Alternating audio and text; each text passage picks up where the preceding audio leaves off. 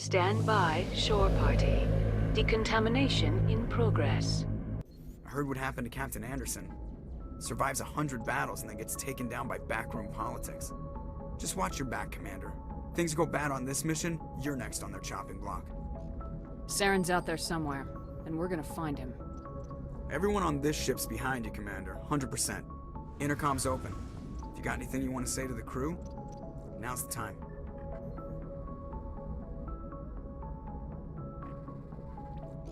This is Commander Shepard speaking. We have our orders. Find Saren before he finds the conduit. I won't lie to you, crew. This mission isn't going to be easy.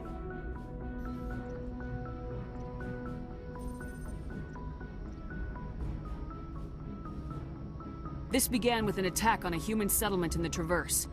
But we know Saren won't stop there.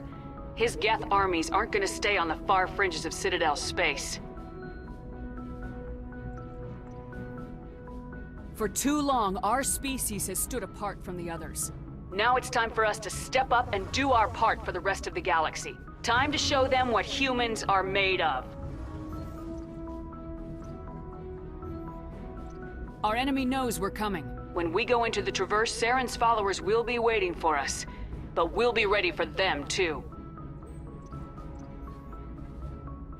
This is the most important mission any of us have ever been on. The fate of an entire galaxy is at stake. We will stop Saren no matter what the cost. Well said, Commander. Captain will be proud. The captain gave up everything so I could have this chance. We can't fail. Yes, ma'am.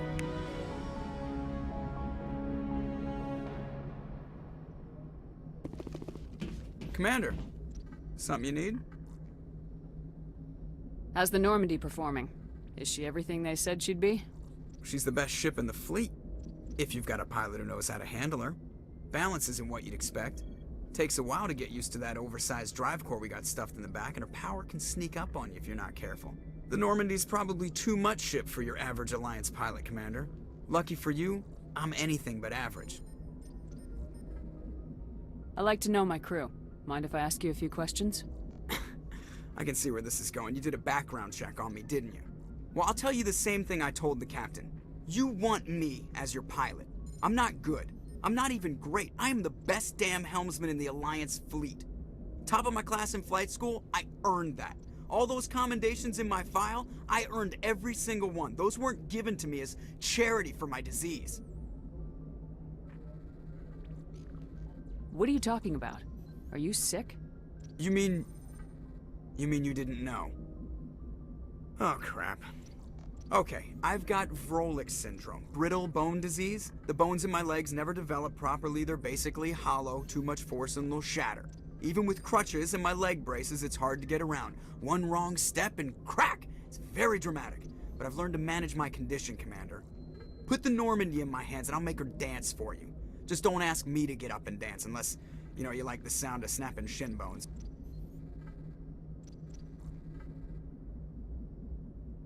How'd you end up joining the Alliance? Look, if you're looking for an inspirational tale of the crippled kid overcoming impossible odds, you're gonna be disappointed. My mother was a civilian contractor working for the Alliance. I basically grew up on the Arcturus station back when they were building up the fleets. Spend all that time around Alliance ships, there's a good chance you'll end up going to the Academy.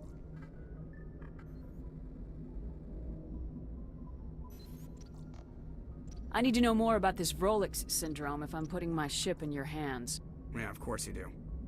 It's an extremely rare condition. Nobody knows exactly what causes it. Genetic, maybe. It's treatable, but there's no cure. They classify my case as moderate to severe. I was born with over a dozen fractures, hip, thighs, ankles. My bones were already breaking in the womb. 100 years ago, I wouldn't have survived past my first year.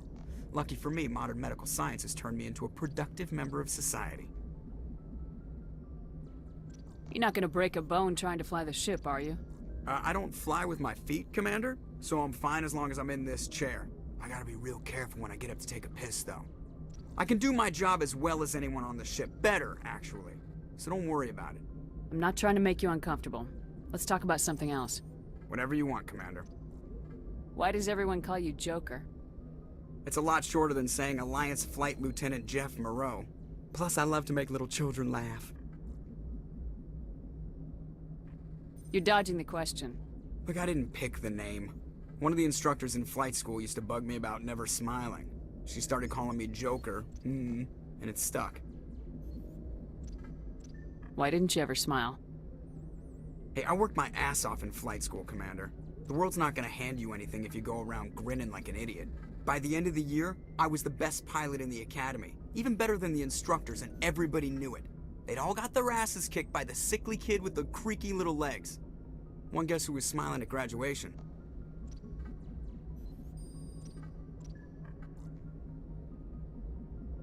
I have to go. All right, see ya.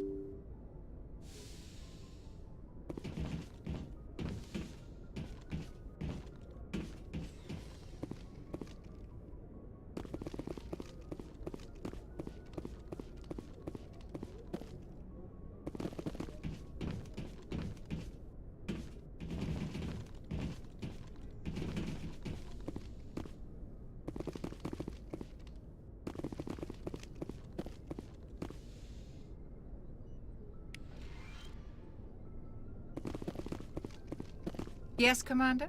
Is there something you need?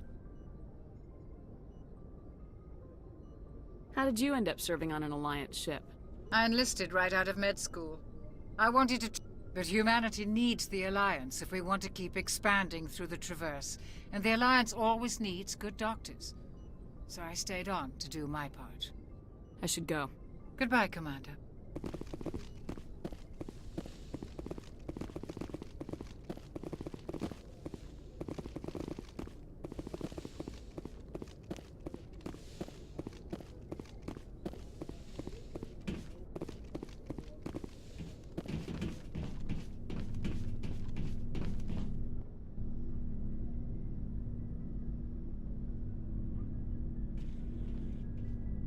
Anything you need, Commander?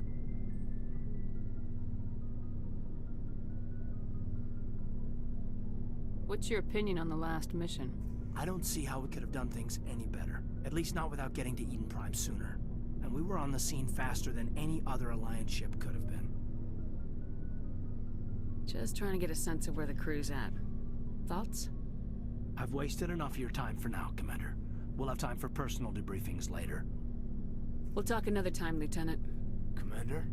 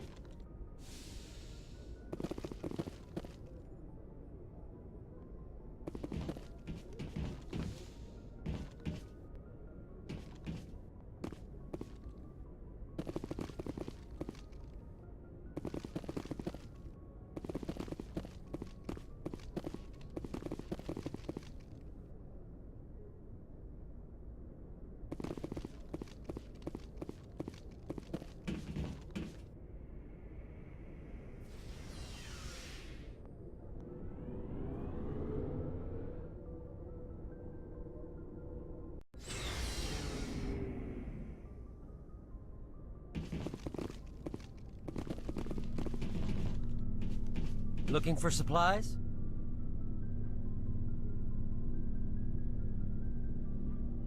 What are licenses? Why do you need them? Manufacturers... Many of the best licenses are hard to get, but they're well worth the cost if you can find them. Let's see what you got. You bet, Commander.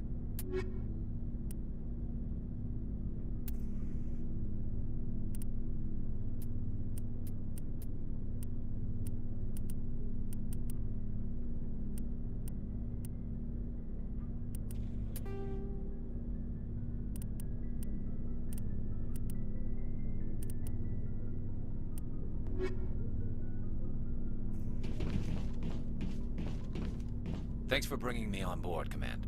I knew working with the Spectre would be better than life at CSEC. Have you worked with the Spectre before? Well, no, but I know what they're like.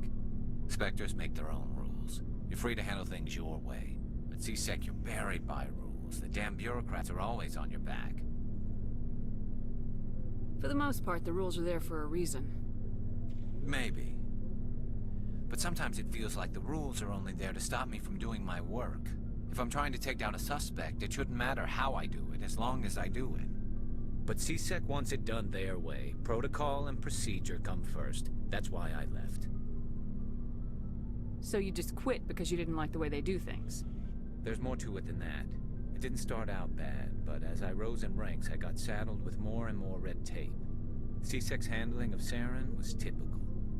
I just couldn't take it anymore. I hate leaving.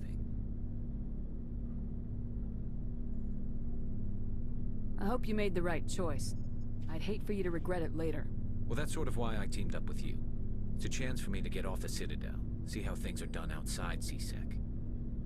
Either way, I plan to make the most of this. And without CSEC headquarters looking over my shoulder, well, maybe I can get the job done my way for a change.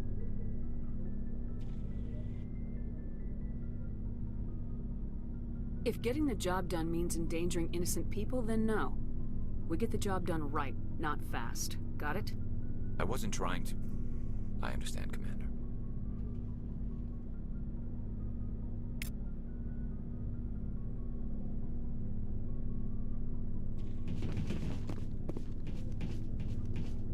Nice ship you've got, Shepard.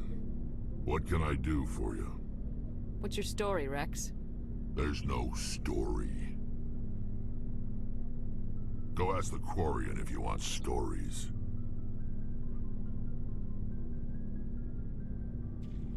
You Krogans live for centuries. Don't tell me you haven't had a few interesting adventures.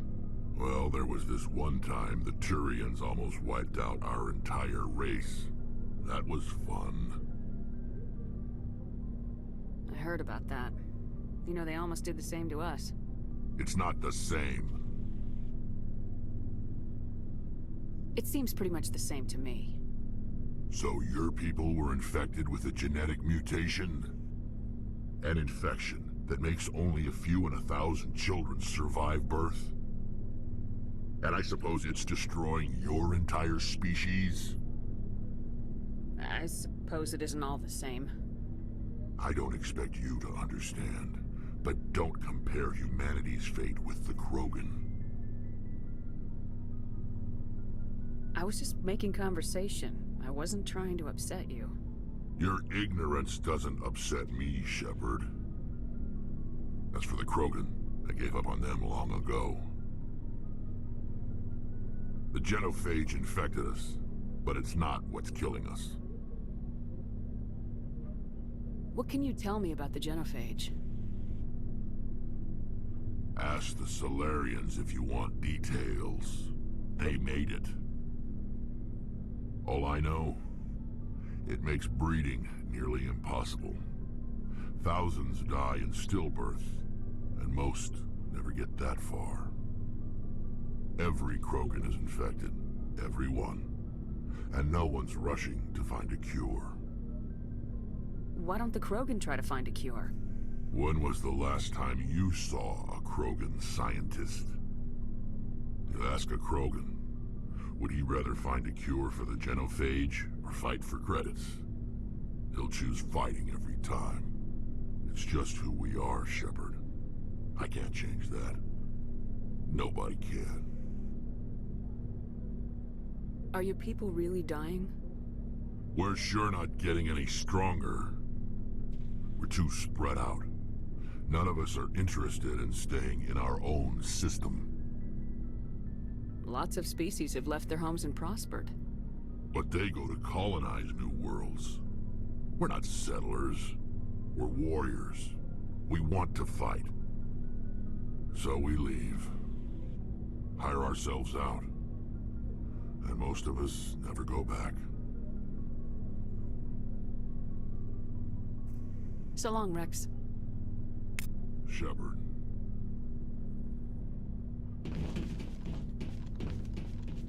Commander? What's your opinion of the last mission? Kinda wish you'd got there sooner, Commander. No offense, I appreciate the rescue. I just wish... You wish we'd been able to save the rest of your unit. Yes, ma'am. If I had been more alert, we wouldn't have been cut down by an ambush. The Geth are perfect ambushers. They don't move, they don't make noise, they don't even breathe. They have flashlight heads, ma'am. I'll make sure it doesn't happen again. Do you have a few minutes to talk? One-on-one? I'm sorry, Commander. I need to get my duty squared away. I wouldn't mind talking more later, though. Dismissed, Chief. Ma'am.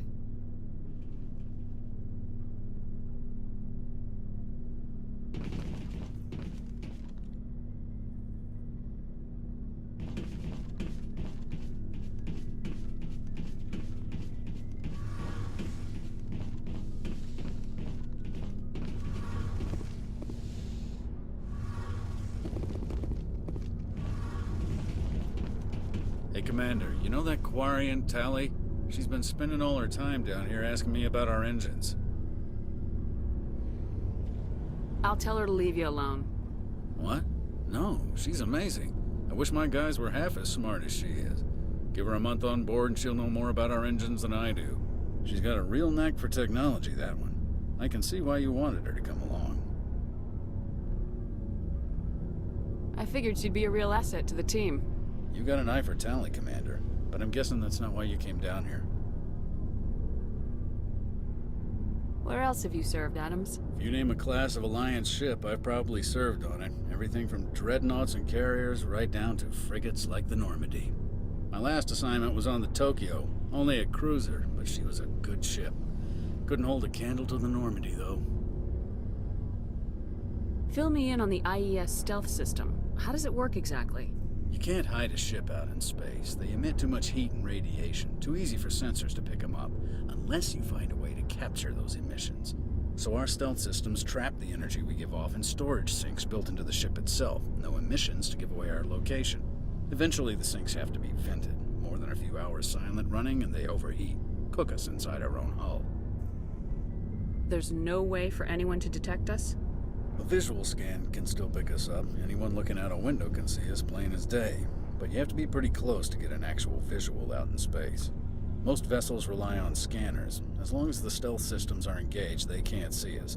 Not unless we accelerate to FTL speeds. Why doesn't it work with faster-than-light travel? Cranking up the FTL blue shifts our emissions, pushes them into frequencies too high to capture in the sinks. As soon as we make the jump, it's like setting off a flare. Sensors can pick up our location whenever we enter or exit FTL flight, but for short-range missions, our stealth systems are amazing, and we've got the only one. I want to know more about the Normandy.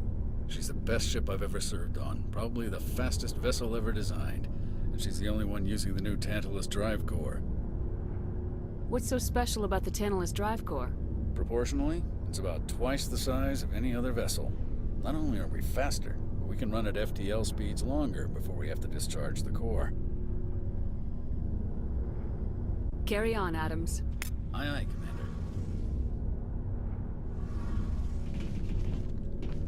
Your ship's amazing, Shepard. I've never seen a drive core like this before. I can't believe you were able to fit it into a ship this small. I'm starting to understand why you humans have been so successful. I had no idea Alliance vessels were so advanced.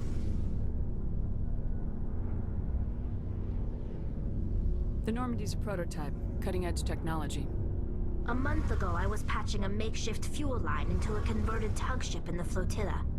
Now, I'm sitting on board one of the most advanced vessels in Citadel space. I have to thank you again for bringing me along. Traveling on a vessel like this is a dream come true for me. I had no idea you found ship technology so interesting. It comes with being a Quarian. The migrant fleet is the key to the survival of my people. Ships are our most valuable resource. But we don't have anything like this. We make do with cast-offs and second-hand equipment. We just try to keep them running for as long as we can. Some of the fleet's larger vessels date all the way back to our original flight from the Geth. I can't believe your fleet's still using ships that are 3 centuries old. They're constantly being repaired, modified, and refitted. They aren't pretty, but they work. Mostly. We've tried to make ourselves as independent as possible on the flotilla. Grow our own food, mine, and process our own fuel. But some things we just can't make on our own. A patch to maintain the hull integrity requires raw materials we just don't have. That's why our pilgrimages are so important. Tell me about your people. Our lives aren't easy. Resources are scarce, and we are constantly on the move. Everything we do must in some way contribute to the continuation of the migrant fleet. There are 17 million Quarians in the flotilla, and each of us relies on the others for survival. The bonds among my people are strong. Unfortunately, we have had to surrender many of the freedoms and civil liberties other species take for granted. What kind of freedoms? Well, it's illegal for parents to have more than one child. If our population grows too much, it would strain our resources to their breaking point. Of course, we also can't allow our numbers to become too few.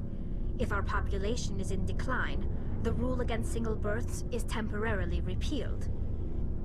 In extreme cases of population decline, incentives are even offered to encourage multiple births, though the Conclave hasn't had to take such measures in nearly a century. That's your government. The Conclave is our civilian branch of government.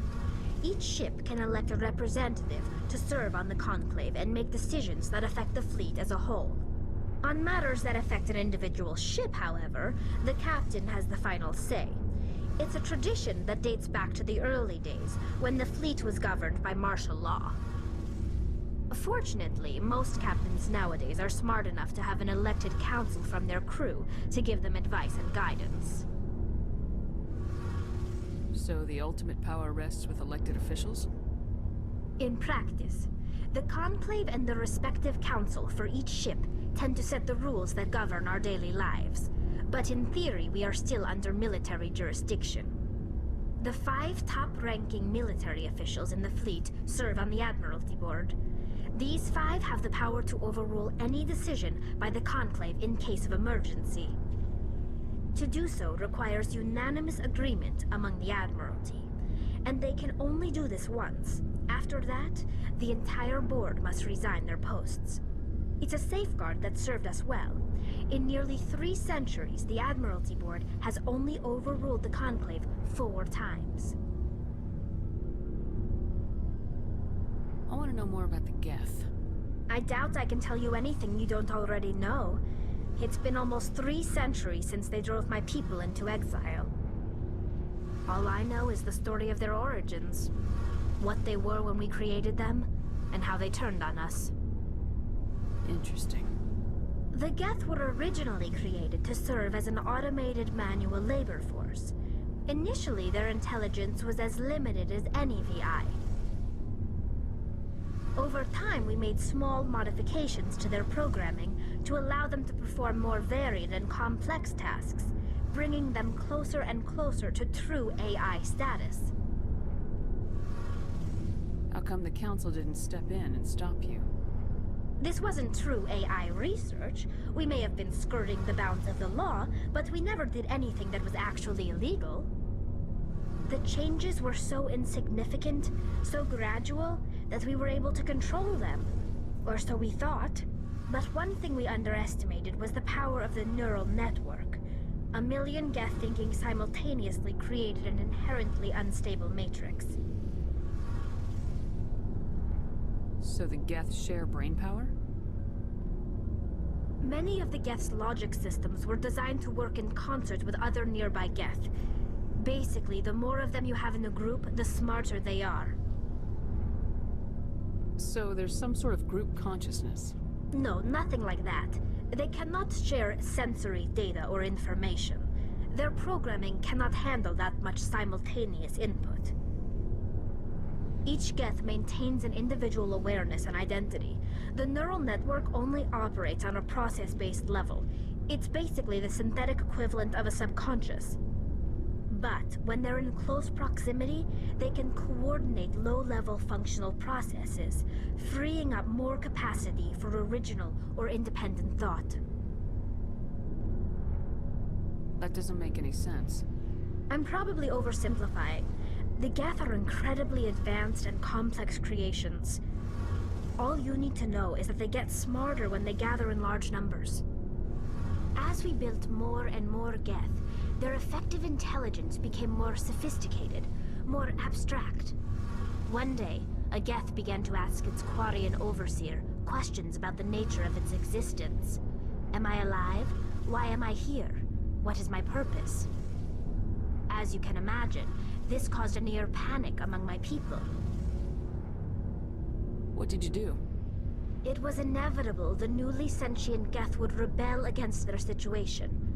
We knew they would rise up against us, so we acted first. A general order went out across all Quarian-controlled systems to permanently deactivate all Geth. The Geth responded to this order violently. Hey, you can't blame them for fighting for their survival. We had no other choice. The Geth were already on the verge of revolution. By acting quickly, we had a chance to end the war before it began. The hope was that most of the Geth would still be little more than machines, incapable of organized resistance. But they had progressed much further than anyone anticipated. The war was long and bloody. Millions upon millions of Quarians died at their hands. In the end, we were forced to flee our own homeworld. We feared the Geth would pursue us, but they never came beyond the Veil. Now we drift through space, exile searching for a way to reclaim what was once ours.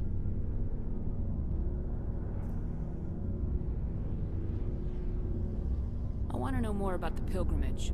When my people reach maturity, we leave our birth ships and seek acceptance with a new crew.